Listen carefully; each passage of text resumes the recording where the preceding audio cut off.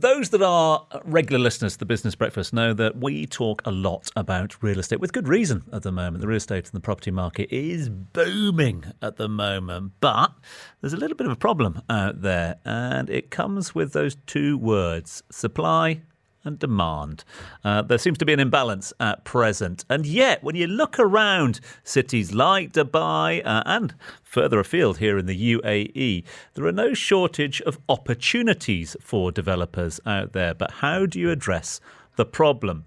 Well, you don't address the problem by Richard and I coming up with solutions, but you do address the problem by turning to one of the largest and longest established UK architectural and design firms here in the UAE. I refer, of course, to Godwin, Austin and Johnson, formerly more popularly known as Gaj around town.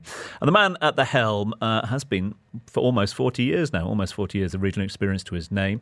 He is an influence on Middle Eastern architecture is undeniable. Body of work comprises some of Dubai's most recognisable and prized buildings, among them Dubai Creek Golf Club, widely recognised as one of Dubai's first architectural icons.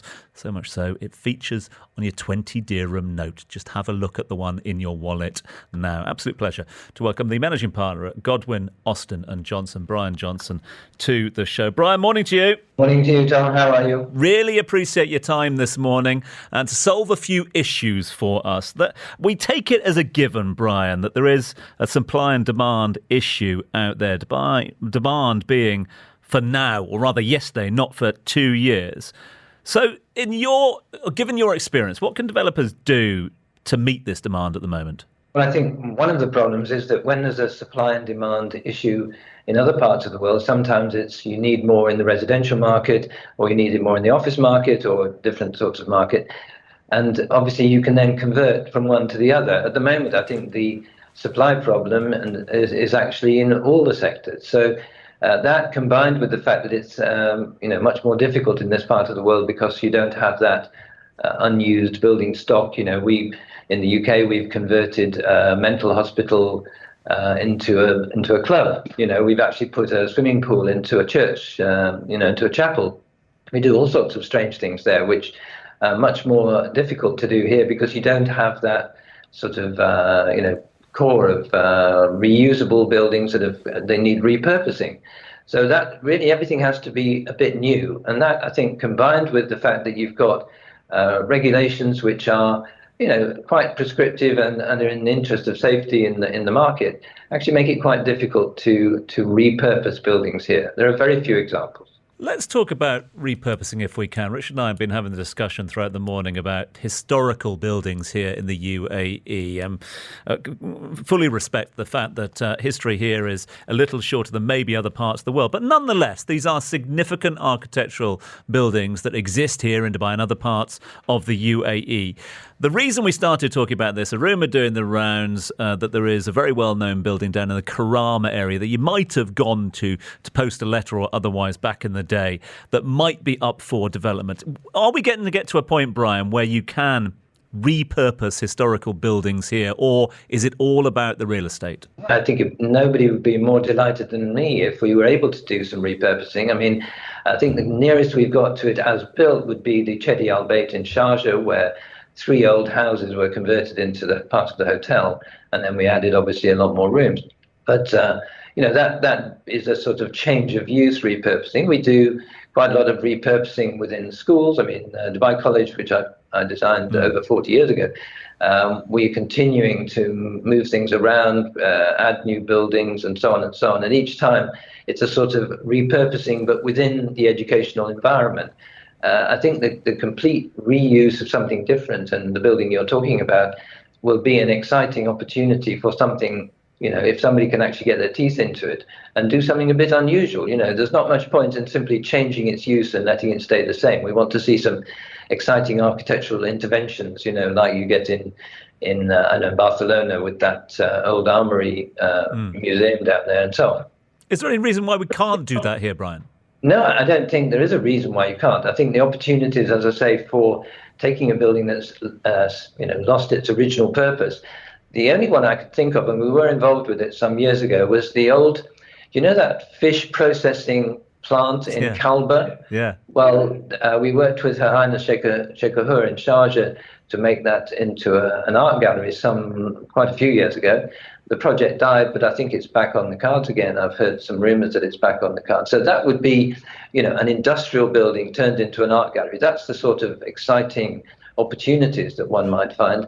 And that building was also, quite a significant structure. It wasn't just a tin shed. I think taking a tin shed and turning what was inside it into something else is not that exciting. But yeah, we need to see that. But there is a parallel, actually, strangely, with new buildings and repurposing. And many buildings are actually designed from the inside out, which is, if you like, form follows function. Hospitals, schools, and so on. You need the functionality to be right. But other buildings, like, let's say, the Creek Golf Club, clearly the form came before working out where all the rooms would go. And in those cases, you get that similar excitement and peculiarities that you get in repurposed buildings, where you get unusual spaces and unusual opportunities, changes of level, et cetera, that if you're designing it from the inside out, you would not get. So I think we as architects in this part of the world have had to make use of those other sorts of almost giving ourselves a constraint. And whether the constraint is a sort of symbolic one, like, again, going back to Dubai College, the idea of a English public school in the desert sort of idea, but setting those parameters and then working within them is quite an interesting way to get some of the excitement that you get from repurposing buildings. On the other side of the 20 dirham note is the argument of retrofitting existing building or distressed projects that haven't been finished. A lot of people texting in this morning, Brian, about why don't we just take some of the buildings that haven't been finished and turn them into luxury high-end properties? Is that practical? Yes, I think so. People have been looking at that on and off. I mean, clearly you see buildings that are half finished. We were asked to bid on one up in the Abu Dhabi Road out near Jebel Ali at one point. But there it was really just to take it and finish it, which is, I don't see that as being repurposing. I think if you end up with the same sort of building, if it was a residential building and you upgrade it, or even hotels, I mean, hotels are constantly upgrading themselves. The life cycle of a hotel interior can be 5 or 7 years. The outside stays much the same, and they repurpose things internally, but it's not the same. And certainly, when you try to buy, for instance, a half-finished building, the people who owned it originally often ask too much money. If it's going to be taken over and finished, then it needs to be like a Harrods sale. It needs to be an absolute knockdown price to make it worthwhile for somebody to take what is, after all, a hell of a risk, because you've probably got no contractor who's going to take liability for the structure, et cetera, et cetera. So it's a very complex market when it comes to that. Finally, just in terms of trends, a lot of people talking about the impact the pandemic has had on the trends. Are you seeing any specific trends developing in the market at the moment, Brian? I mean, the main trend has probably been in the domestic market. I think people are looking more and more to living in properties that have got gardens and bigger villas rather than flats, internal space for a private office, etc., for home working.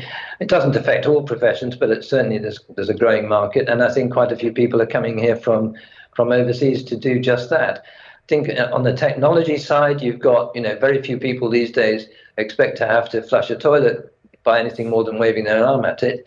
There's increased use in copper, for instance, because copper is a natural antibiotic, and so on. So I think in all areas of life, and certainly in schools, bigger spaces, wider corridors, the use of corridors as actual teaching spaces, avoiding the problems of people meeting again. I mean, hopefully we won't get another epidemic like this in our lifetimes, but clearly it will happen. And the schools that have been best able to cope are those that have actually had more flexibility of space, the ability to spread things out and so on. And I think that's going to affect modern design. I mean, certainly the schools we're working on at the moment, it's very much in the owners' minds to have that increased flexibility. Brian, out of time on this occasion, much appreciate your thoughts this morning. Brian Johnson is the managing partner at Godwin, Austin and Johnson, joining us live here on the show.